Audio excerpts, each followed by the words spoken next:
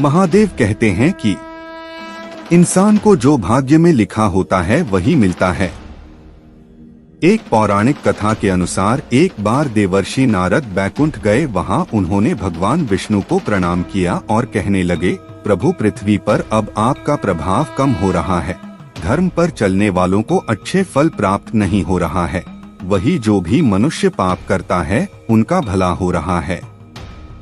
नारद जी की यह बात सुनकर श्रीहरि मुस्कुराए और कहने लगे, नहीं देवर्षि, ऐसा नहीं है। जो भी हो रहा है सब भाग्य के माध्यम से ही हो रहा है। कर्म से जुड़े एक कथा।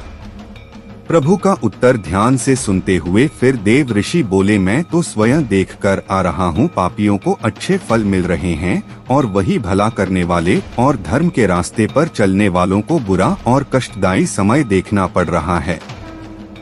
भगवान ने नारद जी को टोका और पूछा, तुम कोई ऐसी घटना तो बताओ।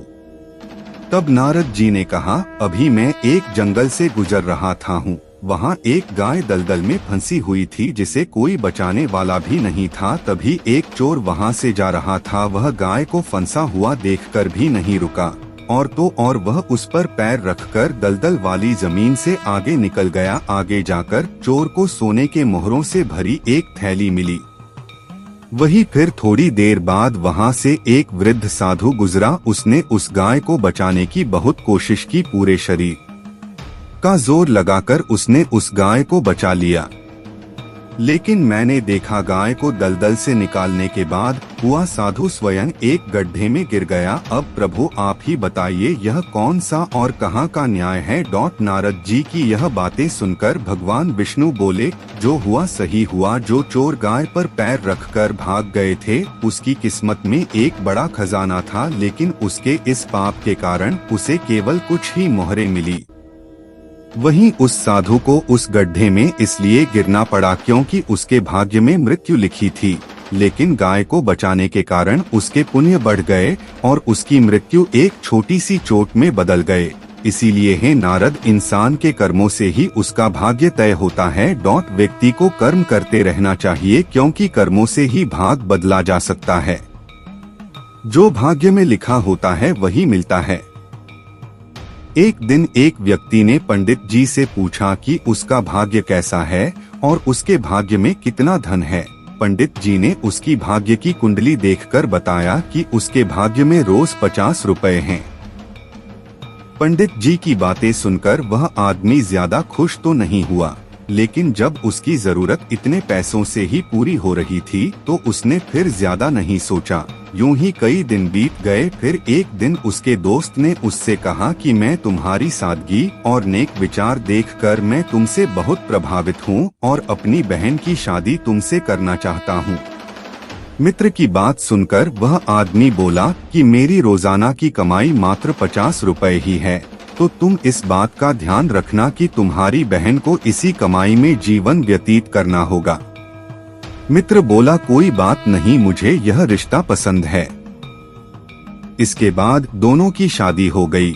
इसके बाद अचानक अगले कुछ दिनों में उसी आदमी की आमदनी 300 रुपए प्रतिदिन हो गई। उसके बाद आदमी पंडित जी के पास गया और कहा कि परमात्मा ने तो मेरे भाग्य में 50 रुपए ही लिखे थे, लेकिन मेरी अब रोजाना 300 रुपए की आमदनी होती है, समय से पहले भाग्य से ज्यादा। पंडित जी मुस्कुराए और फिर बोले, क्या हाल ही में तुम्हारा कोई रिश्ता या मंगनी हुई है? वह आदमी बोला, हाँ हुई तो है। तब पंडित जी बोले, यह बाकी के रुपए तुम्हें उसी के भाग्य से मिल रहे हैं। इसके कुछ दिन बाद उसकी पत्नी गर्भवती हुई, जिसके बाद उसकी आमदनी 300 से बढ़कर 500 हो गई। अब वह आदमी चूंकि ईश्वर में विश्वास रखने वाला था, तब वह फिर से पंडित जी के पास गया और पूछने लगा कि मेरी आमदनी अब इतनी कैसे बढ़ गई है, कहीं मैं तो अपराध तो नहीं कर रहा हूँ। आदमी की बात सुनकर पंडित जी ने उसे बताया कि यह आमदनी उसकी पत्नी और उसके बच्चे के भाग्य से बढ़ी है, इसीलिए परेशान होने की कोई बात नहीं। पंडित जी ने फिर आगे बताया कि हर इंसान को उसका भाग्य और समय के अनुसार ही मिलता है। उसके भाग्य से ही उसके घर में धन दौलत आती है, लेकिन अगर मनुष्य यह अभिमान करता है कि सब उसने कमाया है और सब उसी के कारण है, तो यह उसकी मूर्खता से ज्यादा और कुछ भी नहीं है। तो मित्रों, हमें इस कहानी से हमें यही सीख मिलती है कि समय से पहले और भाग्य से ज्यादा नहीं मिलता। जिनकी महिमा है मेरे सर पे साथ है, वो त्रिलोक विजयी महाकाल मेरे नाथ है। महाकाल की शक्ति अपरंपार है, इसी के प्रभाव से चला ये पूरा संसार है। शांति का वो श्रृंगार है, क्रोध का वो अंगार है। मेरी खुशियों पर महादेव का उपकार है। हर हर महादेव।